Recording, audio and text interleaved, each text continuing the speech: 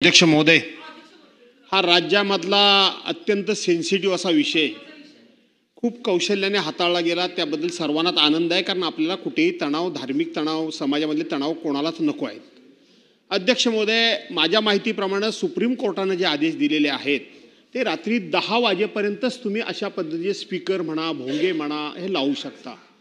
परंतु आमच्याकडे अडचण अशी आहे अध्यक्ष महोदय, आपण समजून घ्या की शिमगा महिना आला की कोकणामध्ये महिने रात्रभर आमच्याकडे हे वाजत असतात, स्पीकर वाजत असतात. जे आहे ते कबूल केलं पाहिजे. भजन कीर्तन आपण रात्रभर करत असतो, सप्ते आपण रात्रभर करत असतो, नवरात्र रात्रभर करत असतो. शेवटी याच्यामध्ये म्हटलंय की विविध धर्म म्हणजे सगळ्यांनाच सुप्रीम कोर्टानं समान निर्णय दिलाय आणि म्हणून अशा प्रकारच्या ह्या निर्णयाचा फटका हा कदाचित अशा सणांना सुद्धा बसू शकतो आणि म्हणून त्याबाबत आपण कायद्यामध्ये काही करू शकाल असं मला काही वाटत नाही. परंतु तिथल्या अधिकाऱ्यांच्यावर आपण कारवाई करायचा निर्णय घोषित केलाय. तिथला अधिकारी सहकार्य करतो म्हणून हे सण पार पडतात आणि जर त्या अधिकाऱ्यानं कायदाच आम्हाला दाखवला तर आमचे हे सण सगळेच बंद होतील.